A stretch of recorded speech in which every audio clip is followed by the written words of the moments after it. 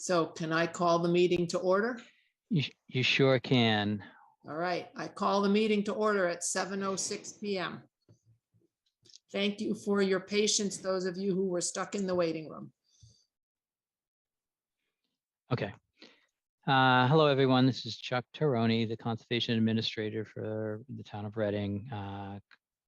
Consistent with the governor's orders superseding certain provisions of the open meeting law and allowing us to adhere to social distancing requirements during the COVID-19 crisis, the Town of Reading Conservation Commission meeting is being held virtually via Zoom for audio and video participation.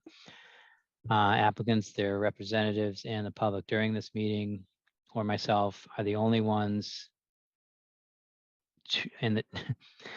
during this meeting, myself or the chair are the only ones to unmute. Commissioners, applicants, representatives, and members of the public individually as needed. During this conservation meeting, the chair and the administrator will be the only ones to permit video shares. These controls are in place to ensure that tonight's meeting is safe and effective. At this time, the chair will go through a roll call vote to confirm that all members are present and that they can hear. Okay, Brian, Brian Bowe, Vice Chair, present. John, John Sullivan, member present. Andrew, Andrew Dribbin, member present. and Martha Moore, Chair, present. Thank you, everyone. Please note that tonight's meeting is being recorded. Let's get that going right now. Recording in progress. Also be aware that folks may be able to see you. Anything that you broadcast may be captured by the recording. All material for this meeting is available on the Conservation Division site, and I recommend that the commission members and the public follow the agenda as posted on the Town of Reading website unless otherwise noted. However, because this meeting is being conducted remotely, I advise applicants in particular that the commission cannot discuss or consider documents which were not previously posted. Information may, however, be presented orally. Similarly, members of the public are encouraged to provide written comments, but should understand that not all participants nor the commission members may be able to see the written comments during the course of this meeting.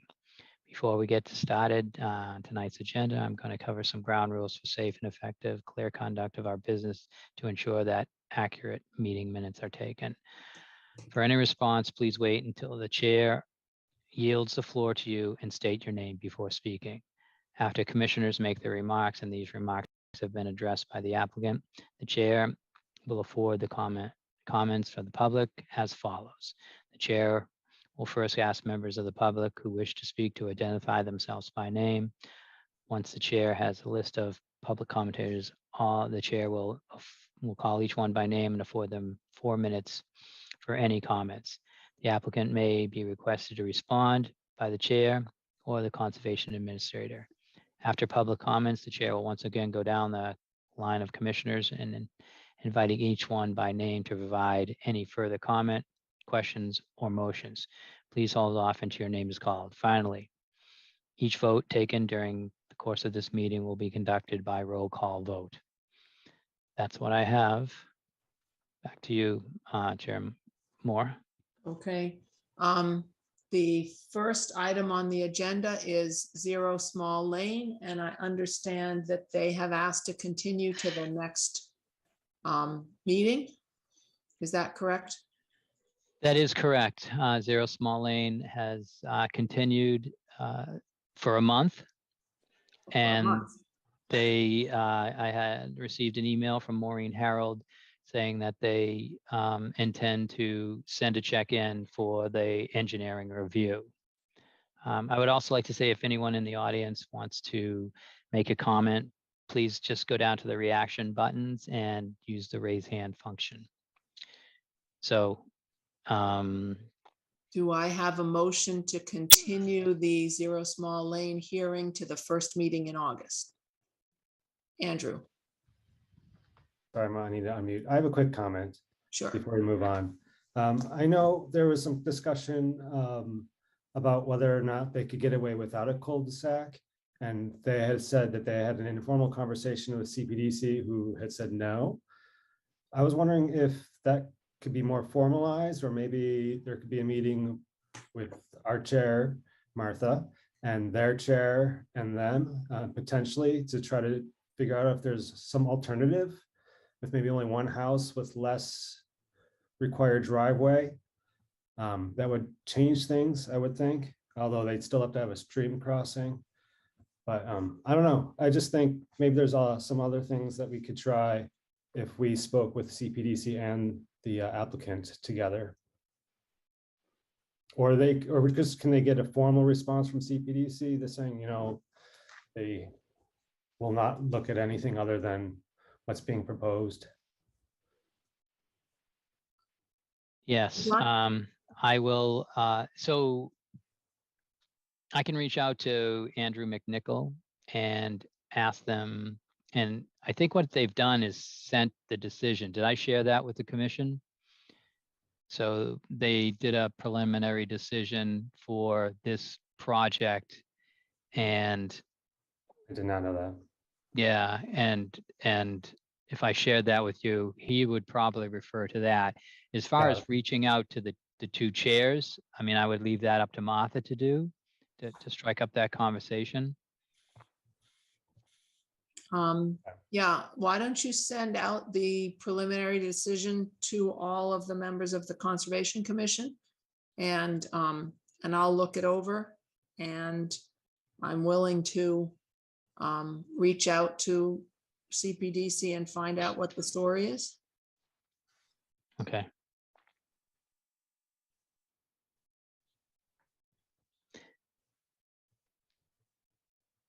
Okay. Good. Yeah, that was my one thing. I missed the public meeting last time we met as well, and I would have commented then. But with that being said, I'll have put a motion out there to continue Zero Small Lane to the first meeting in August. I'll second that. Brian Bowe, favor. John Sullivan in favor. Andrew Driven in favor. Martha Moore in favor. Okay, our next hearing is 550 West Street. And I understand that 550 West Street has also asked to continue. Do you know, Yes. Chuck, which meeting they want to continue to? Let me get that email up and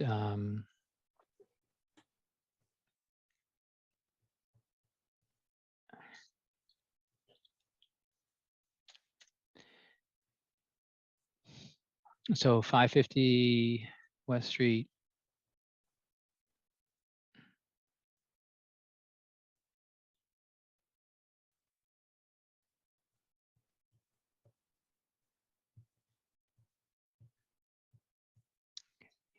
It's the wrong one.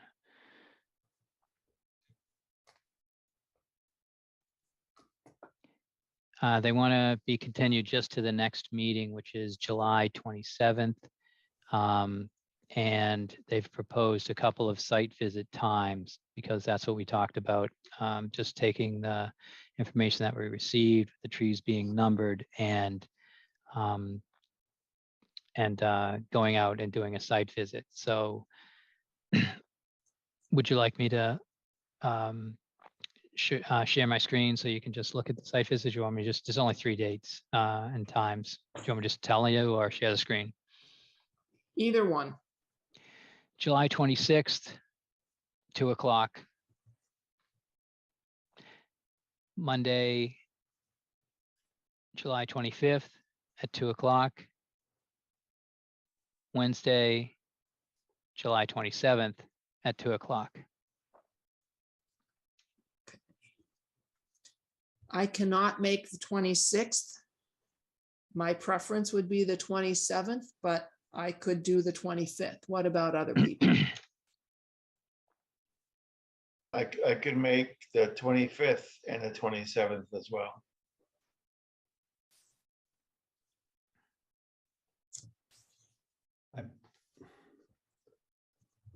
My calendar doesn't seem quite right, but I think I could do either one as well, the Monday or the Wednesday at 2. Okay. I'm a maybe on all of them. Yeah. Okay. My niece and nephew are in town that week, and we're still filling in things that we're going to do with them. So So I'll, no preference. I can let them know that the Monday or the Wednesday, was that what it was? Yeah, Why don't we my pick the- preference would be the Wednesday if they are available for all three. They are Wednesday, 7/27 at 2:00. Is that Okay, all that's right what with it is. everybody? Okay, Okay, and we'll have at least me, Andrew, Brian, and maybe John. Yep. Okay, so now we need a motion to continue till the 27th. I'll make a motion to continue 550 West Street to the 27th. I second. Brian Bowe in favor? John Sullivan in favor. Andrew Driven in favor. Martha Moore in favor.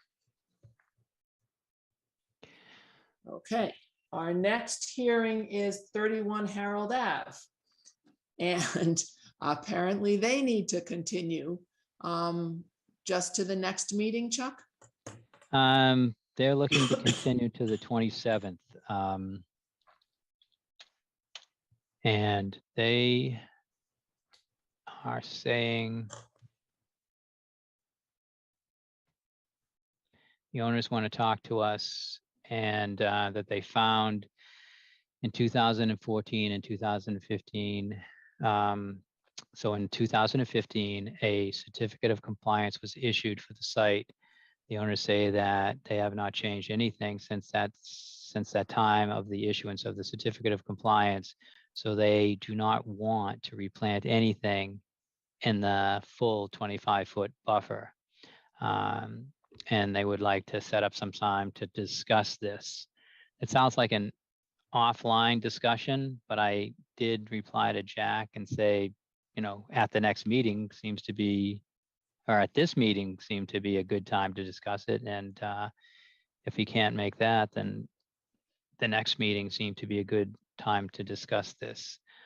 He didn't get back to me with any reasons why it needed to be outside of the public meeting. So just waiting for a reply. What they're saying is the certificate of compliance seems to, in their mind, trump the conservation restriction, which I don't think is the case. And according to Tom Anderson of the EEA, the certificate of the conservation restriction is in effect and is valid and enforceable.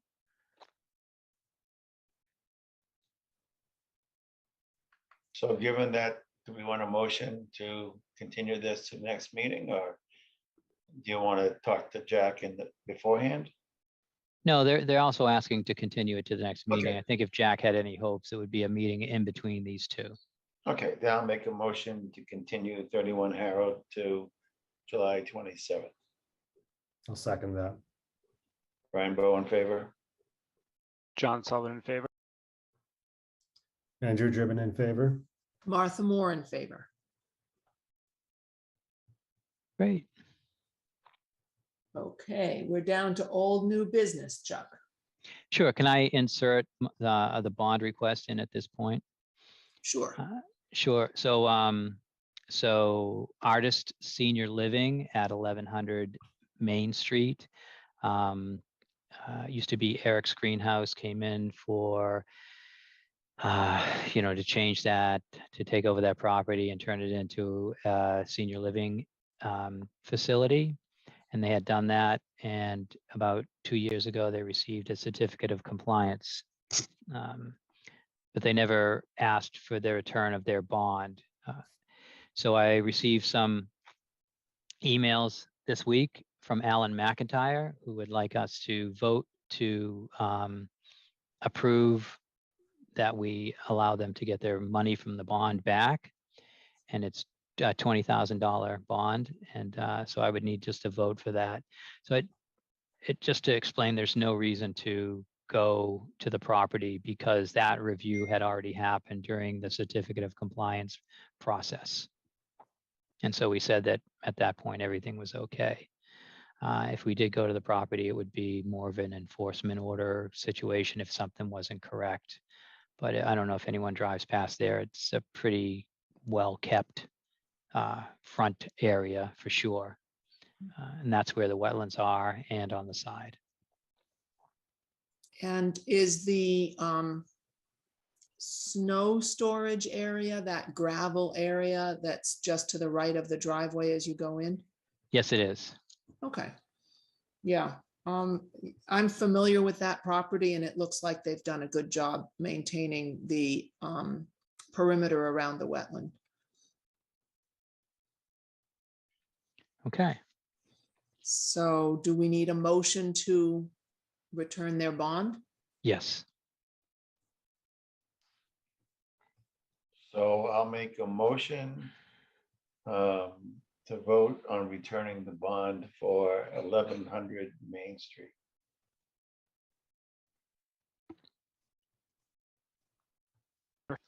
I'll second.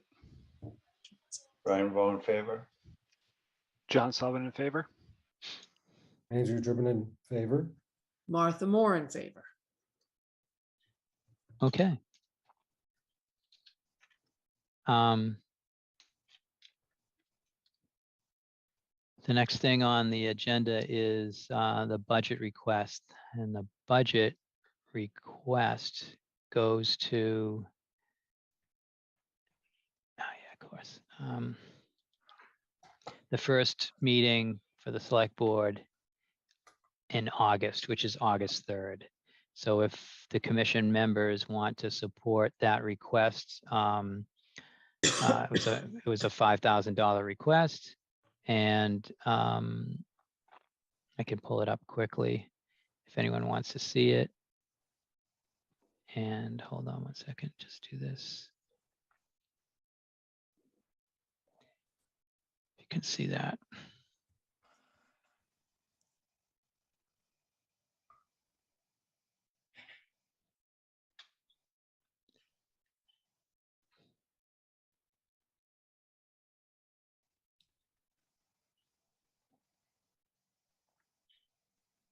So on, or at the select board meeting, there may be some discussion. I will attend, and if others attend, that's great. But if more than,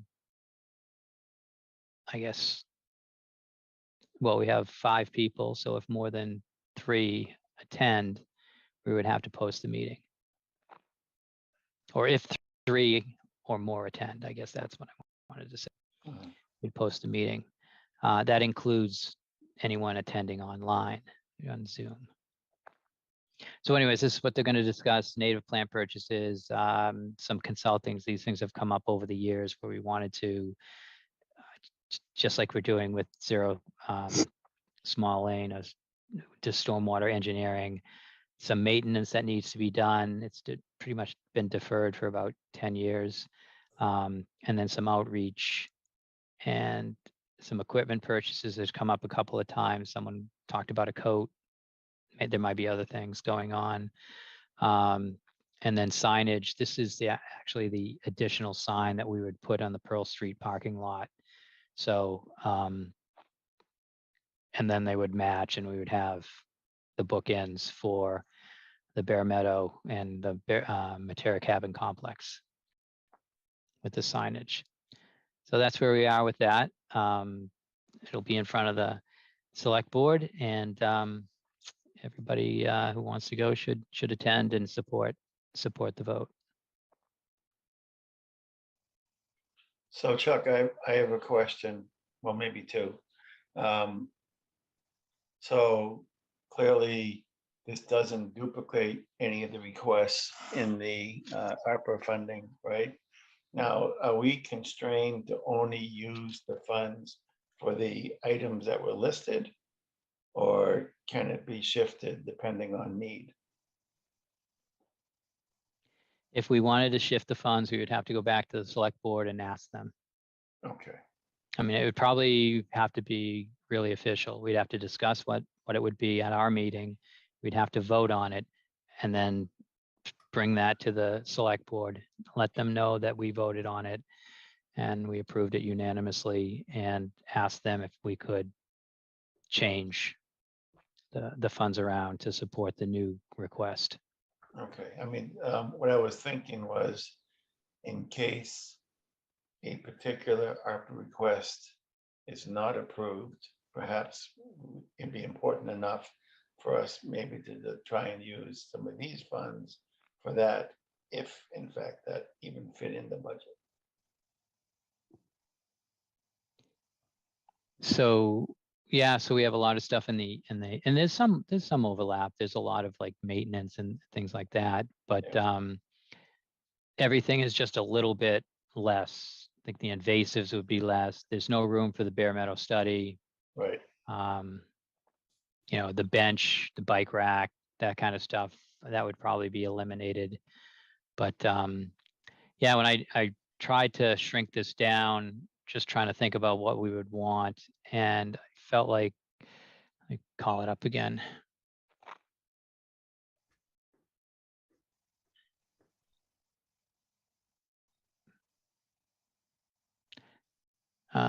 Here we go. So I think the signage is needed, and it may not be $1,500. It may be more. And then that 500 for outreach, for some sort of like tree discussion about inventorying, getting an inventory of trees in town for a tree canopy, kind of, it's like the sustainability, heat island effect, all that kind of stuff. So to have that discussion, I figured to throw that together for the outreach, and maybe some drinks or refreshments, we would be around $500. I mean, that certainly can be moved off. It doesn't have to happen. I think the maintenance could be moved also, but all those things that I listed are needed. And the expert consultant stuff is as needed when it comes up. Like one thing in particular is we wanted to go to 550 West Street, 550 West Street. And if we could have an arborist there with us to get a second opinion on the trees, it might come in handy. And then the stormwater, we're doing that with Zero Small Lane. Native plants, $1,000 is not allowed. For anyone that attended the Town Forest Committee meeting last night knows that, they're getting like 10 or 12 plants for $1,200, and now that's not actually costing them anything, because I guess they're infected with a Asian jumping worm. I say that right, Martha? Yeah. Asian jumping worm. And so they're going to get them free, but they're actually not going to accept them until they're assured that the jumping worms are not in there anymore and there's no active cocoons. So a typical tree being planted is $350 to $500, and maybe even more. So that's 2 trees. Everything could be moved around, but from what I heard from Fidel, that we have to pick within this list. And if we're outside of this list, it would go to the select board, as I let you know. Good. I was just curious. So since you brought up 550 West, Chuck, is $500 reasonable, you think? Like, how much would it potentially cost to bring an arborist to a site visit like that? Because we're just asking them to come along, literally, like not write anything down, just be there when we're there, or I'm assuming a report would cost substantially more. That may be, I think we could get one report for $500, or a little bit of, we could get one full report and have a little bit left. That is in there specifically as the start of something that I wanted to get more money for in the future. So I wanted to have it as a single line item So people would recognize that. It's not enough, for sure. It should be 2,500, or it should be part of a $10,000 annual budget for the Conservation Commission. And this is one thing that we could possibly use money for when it comes up.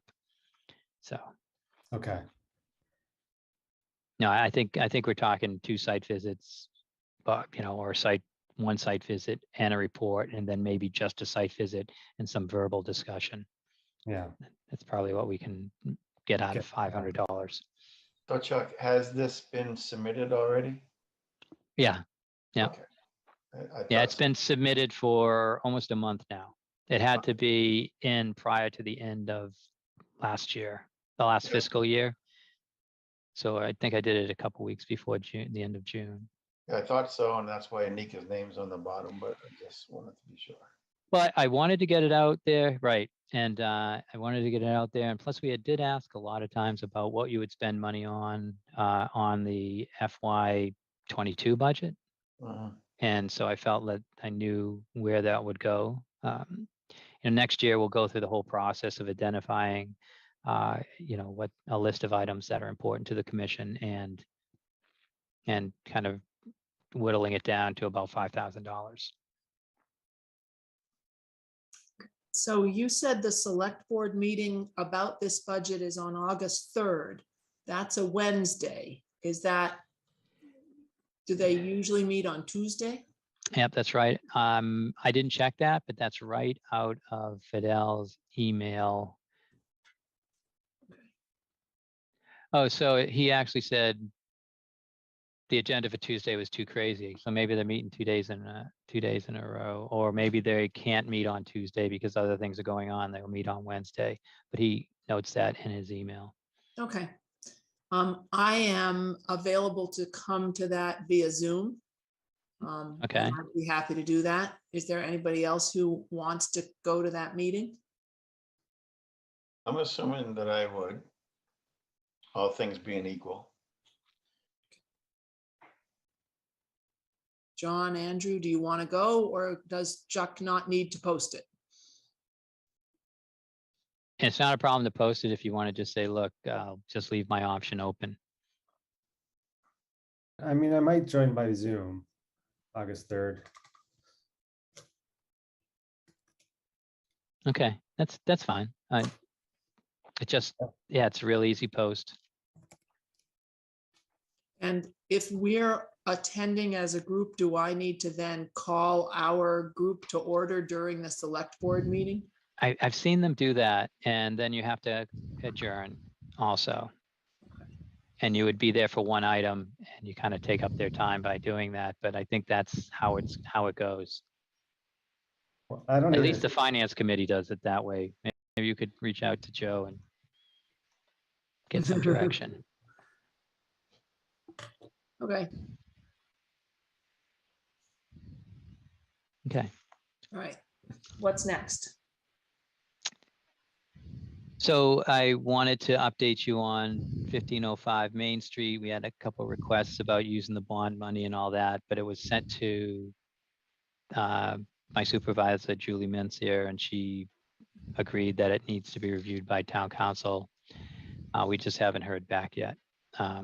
Actually, we haven't heard back if it's going to actually go to town council or went to town council. So I have to follow up on that and find out, but I'm assuming it wouldn't have been kind of a quick ask.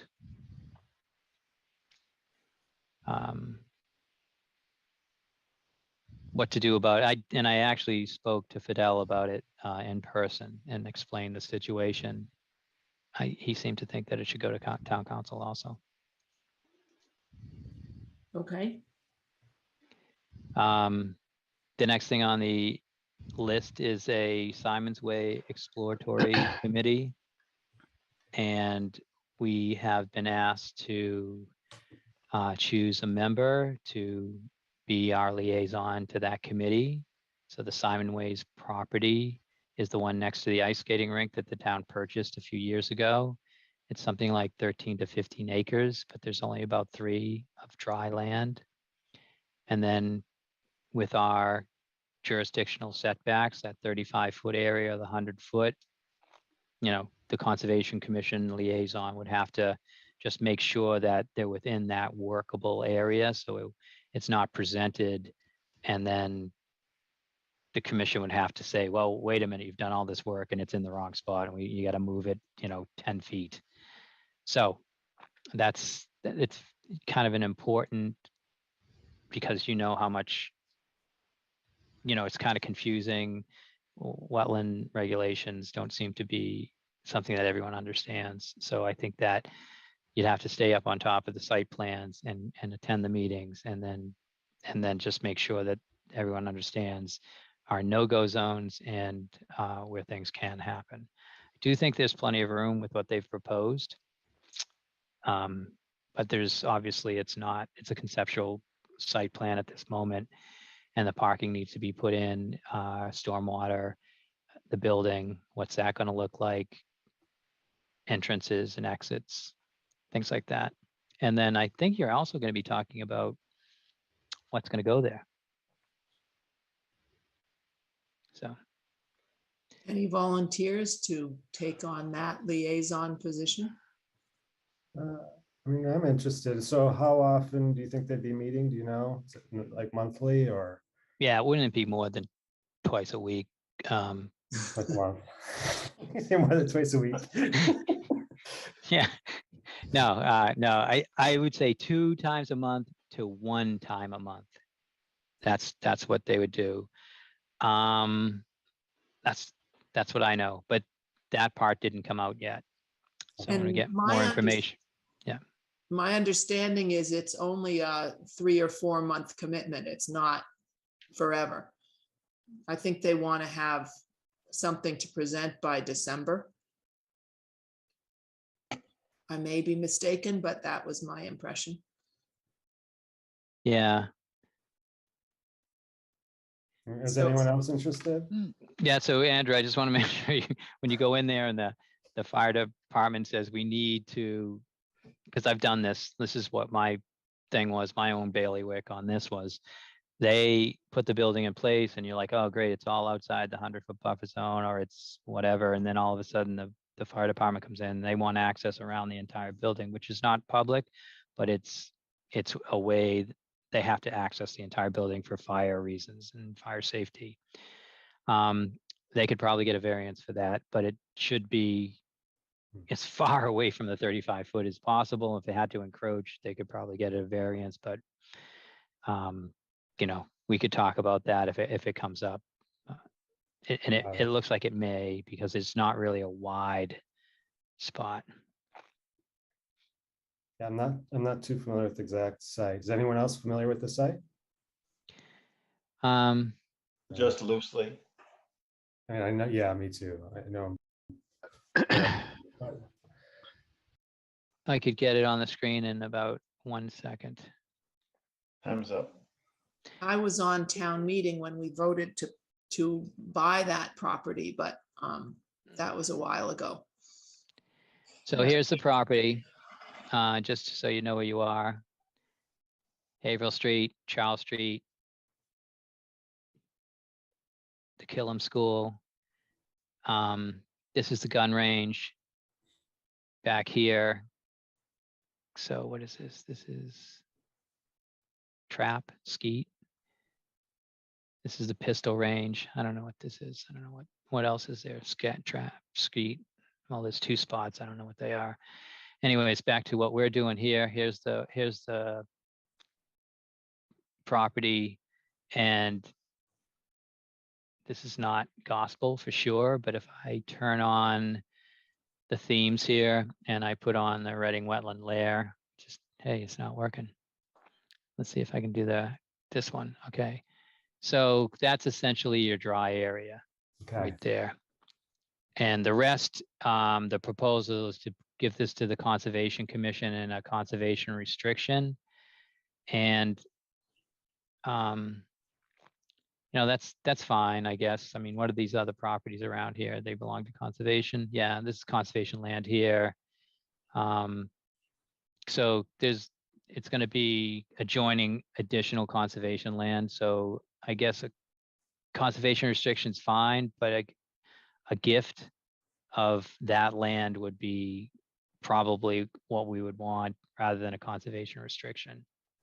So click on it again. There's the land right here. And it's already owned by the town, so the town would just transfer it to the Conservation Commission as a gift? Yeah, we'd go through the same process that we're doing over at 0 Sanborn Lane. It'd have to be surveyed, and then we would vote to accept the gift, and the select board would vote to allow us to accept the gift. I don't know what the process they do, but they have a part in this. So it would go to the Conservation Commission first, then to the select board. I do believe there's a step in front of this that the select board would have to take, which would be declare that land surplus, and then to the Conservation Commission, and then back to the select board.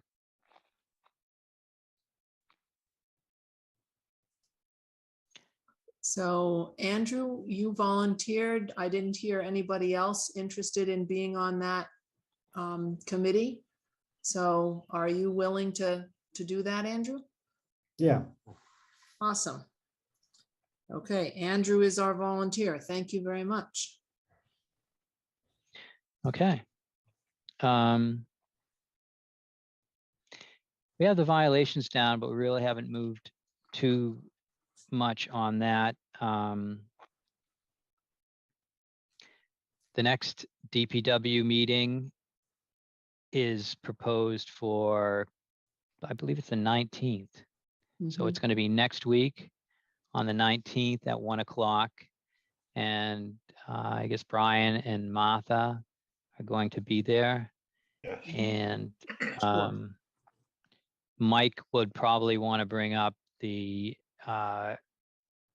RMLD discussion that he wants to bring. And I sent your request for the ledger.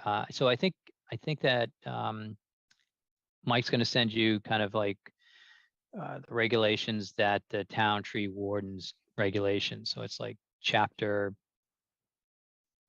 I'm thinking it's like 88 or something like that. But if you look at town tree warden, that's one of the things you're asking for.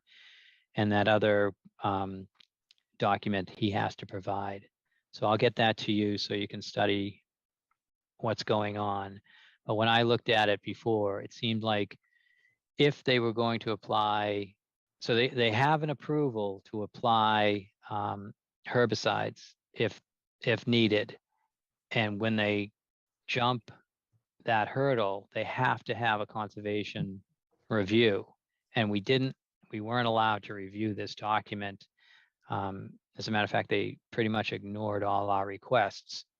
And somehow they thought that since they got a conservation permit once, that it's good forever. And I let them know that it has a 3-year lifespan unless they renew it. So there's a little bit of, discussion that has to happen with that, and some educational discussion about how long things last and how conservation has to be involved. So that's going to come up. That's the only thing I know that's going to come up with that upcoming meeting for the DPW department. So it's on the 19th. The volunteer workers are actually painting Materia cabin right now. I've received the stain a couple weeks ago, and they worked the week before the 4th of July. They did not work the 4th of July week, and they're working this week also. They're on their second coat. The color looks good. And if you're into the town social media, I'm not, but I've heard that the Trails Committee Chair, Kathy Kelly, has been posting pictures of the cabin and the volunteer workers. So they're doing a great job over there, and have used actually exactly the amount of stain that we thought that they would. So nothing has spilled, and it's not going to waste for sure. And that's what I have, except for the meeting minutes and the meeting minutes approvals, which I think we're going to push those on to our next meeting, because there wasn't time to, one of them didn't go out, and I don't think the other one, there wasn't time to review it. 6/22. So back to you, Martha. Okay, we have a person from the public who's on, who's Sergey.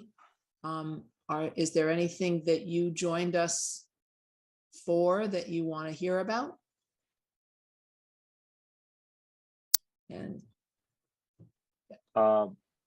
Thank you. Nothing in particular. I just purchased and closed on a house in Reading, and it is 146 Willow Street. So there was some communication with the commission with respect to the open order of condition from 1992 on that property, and we were figuring out whether it was the homeowner's responsibility versus the town's responsibility, and it seems that the town is responsible for figuring out that order of condition. But yeah, just wanted to figure out how it works at the local level, and we're also looking forward to putting a fence at the end of the backyard before the drainage easement, or the stormwater easement there. And I would have emailed after this meeting just to figure out what kind of documentation we need to submit before the next meeting of the commission so that we can get that approved as a minor project and move forward with it. Did I, so here's your property, and Yes. yeah. And yeah, so a fence, generally a fence, if you're not taking down trees, brush, and it's on the existing lawn. So it's been summer and west. So this is through a study that the town did. This was determined not to be a perennial stream, but across the road, it becomes a perennial stream. So that's right on Arcadia. So there's a 100-foot jurisdiction with this stream. And, you know, obviously with up here, the whole property would be in that. So you would need to submit application for the fence. I believe if it's on the existing lawn and outside of 35 feet, you could possibly have a minor project permit. But with that stream right there, you're probably looking at an RDA. So, and that just means that you're going to have to do the paperwork, advertise, doing a butters notification, have the commission come out and review it, and come to a meeting and discuss that. So I always suggest when you're caught in that that area where you're doing kind of a small project, but it's required to do you know, an RDA, that you think about other yard work that you might be doing, even if it's 3 years from now, because these permits last for 3 years. So if there's going to be a deck, an addition, a patio, things like that, you could put it on the permit and get an approval and have the discussion, and then just have that ready for when you're ready to do that work in the future. Understood. Thank you. Yeah. I mean, currently we're only planning on a fence. The current sellers of the property that are still living there under the UNO already had it approved in 2006 as a minor project, but they took it down before selling the property. So we'd need to reinstall it because we're gonna have a small dog and a child, and we just want to separate the water and the potential fall there from the backyard. But yeah, we don't have any other additions per se, though the open order of condition on that easement there is something that I'm concerned with respect to whether that needs to be sorted out before we can put a fence and do any kind of yard work in terms of the lawn and everything. Because if anything needs to be done, we don't want to tear it down necessarily. Yeah, I put a note in the file, just letting everybody know that it was a town project, but your property was the closest and the work happened on your property. So, you know, any new administrator, and obviously I understand this now, and any new administrator will know that the town's not going to get a certificate of compliance on that work. So it's not going to impede you from doing any work in the future. and getting any permits, because I let Sergey know that the commission doesn't, you have to close out any existing permits prior to getting new permits. So that's where we're at. And that would be the 100-foot buffer zone right there. So So Anything and basically everything you his wanna whole do. yard is Yeah, in the 100-foot basically buffer the whole, zone. yeah. There's a small corner that's free. Yes, One thing understood. I notice you don't have in your yard, according to the plot plan, is a shed. And a lot of people like to put up sheds. So you might want to think about, if you're thinking you might put a shed up, you should plan ahead, because that's often an issue that we've run into, is where the shed can be. And that's a 35-foot setback zone, right? Yeah, Yeah, that's what Chuck's drawing right now. Yeah. Okay, and on the aerial view, there looked like there was some structure in your yard. I don't know what that's a picture of. Can you do the aerial photograph again, Chuck? yeah, I was just gonna finish this up.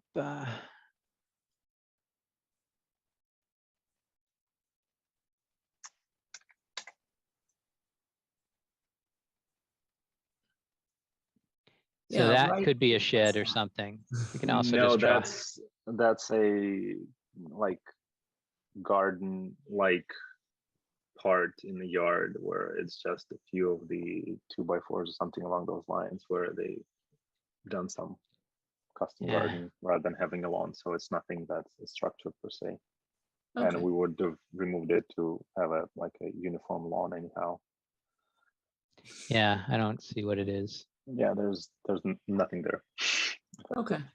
Yeah. So, if you don't need a shed, you're fine. If you think you might decide to put in a shed, you might add it to your fence permit, and then you have that option when the time comes.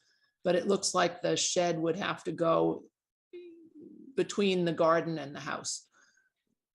Right, and any kind of the shed permit is not going to be considered a minor project versus the fence that can be considered a minor project.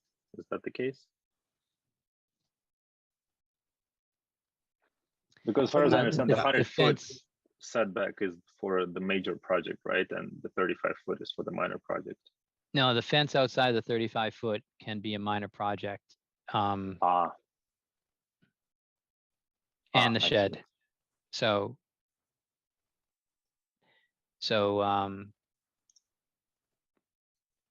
yeah, I think that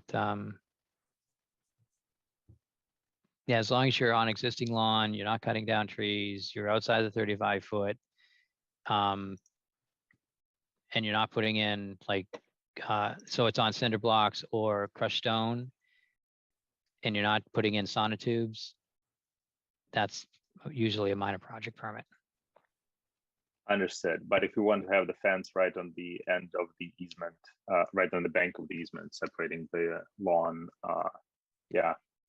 Well, right it would be there, that would be. It would be important for the commission to understand what's there now to help them make that decision. So it would definitely have to be reviewed. So that review happens with the RDA, Understood. the request for determination. Yeah. Thank you. All right. Okay, is there any other items on our agenda tonight? I don't have any. Okay. Shall we set a record and adjourn before 8 p.m.? Hallelujah. That's right. Sounds good. Do I have a motion to adjourn? I'll make the motion to adjourn at a record setting before 8 o'clock. I'll second. Rainbow in favor. All in favor? There. Okay, we are adjourned. See you all in 2 weeks. Okay. All right. Thank you. Thank you.